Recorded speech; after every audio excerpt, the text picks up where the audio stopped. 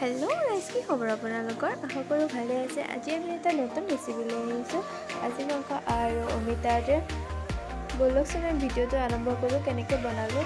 এইফালে আমি আহি গৈছোঁ মাংসখিনি কাটিবলৈ। চাওক কি ধুনীয়া মাংস। এফালে আমাৰ মাংসখিনি প্ৰায় কাটা শেষ। এয়া চাওক কি ধুনীয়াকৈ আমি মাংসখিনি কাটি লৈছোঁ।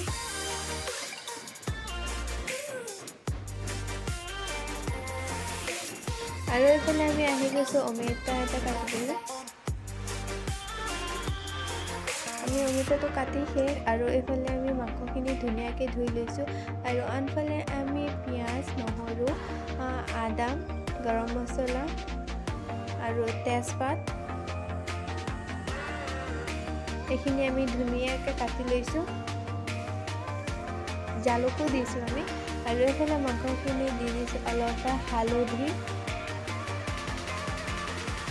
আমি 2 চামুচ হালধি দিছোঁ আৰু 2 চামুচ আমি জলকীয়া গুড়ি দিম আৰু 2 চামুচ আমি জিৰা গুড়ি দিছোঁ। এইফালে নিমখ 1 চামুচ আৰু আধা চামুচ। আৰু এইফালে মাংসখিনিৰ ওপৰত অলপ পিঁয়াজ দিছোঁ আৰু অলপ নহৰু আদা। এইখিনি আমি ধুনীয়াকৈ মোহাৰি ল'ম।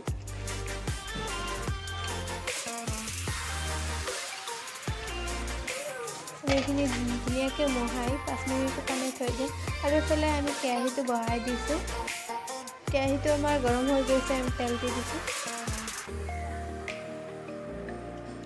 তেলখিনি আমি গৰম হ'লেহে পিঁয়াজ, নহৰু এইখিনি দি দিম।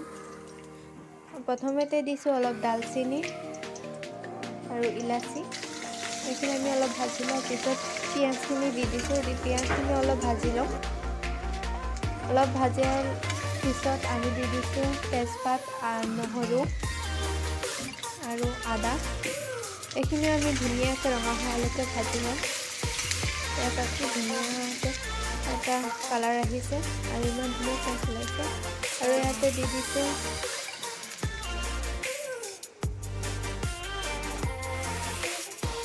জালুক আমি দি দিছোঁ আৰু এইফালে মাংসখিনি দি দিছোঁ। এই মাংসখিনি আমি ধুনীয়াকৈ লৰাই লওঁ।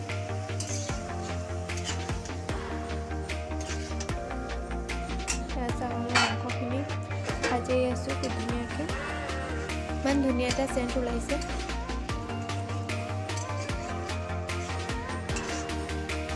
আমি মাংসখিনি ভাজি আছোঁ। এতিয়া আমি দি দিছোঁ অমিতাখিনি। এইখিনিও ধুনীয়াকৈ মিহলাই ল'ম। অমিতাখিনি দিয়াৰ পিছত আমি 5 মিনিটমান ভাজি লৈছোঁ। আৰু আমি আনফালে কুকাৰটো বহাই দি অলপ তেল দি তেজপাত, আদা, নহৰু, পিঁয়াজ এইখিনি ধুনীয়াকৈ ভাজি লৈছোঁ। আৰু এইফালে আমি বাচমতি চাউল আমি অলপ ভিজাই থৈছিলোঁ 5 মিনিট। এইখিনি আমি ভাজি লৈছোঁ। আৰু অলপ হালধি, অলপ জলকীয়া আৰু অলপ মছলা আৰু নিমখ দি আমি এইখিনি ধুনীয়াকৈ অলপ ভাজি ল'ম।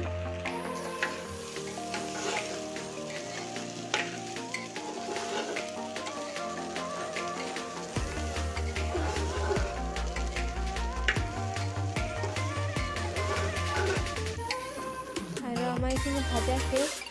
আমি পানী দি দিছোঁ। আমি চাউলৰ অনুসৰি পানী দি দিছোঁ। আৰু আনফালে আমাৰ মাংসখিনি ৰেডি হৈ আছে। অলপটো পোলাপ সোৱাদ অনুসৰি নিমখ দি ল'ব। আৰু এইফালে আমাৰ মাংসখিনি ভাজি শেষ। তাই আমি পানী দি দিছোঁ। পানী দি অলপ লৰাই লৈছোঁ। আমি পানী দিয়াৰ পিছত গৰম মছলা আৰু মটন মছলা দি দিছোঁ।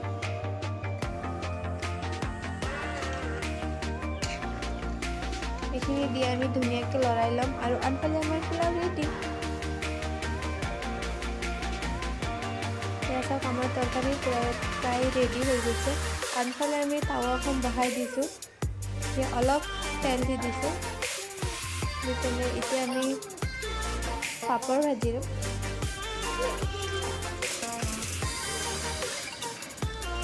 এফালে আমাৰ খানা ৰেডি।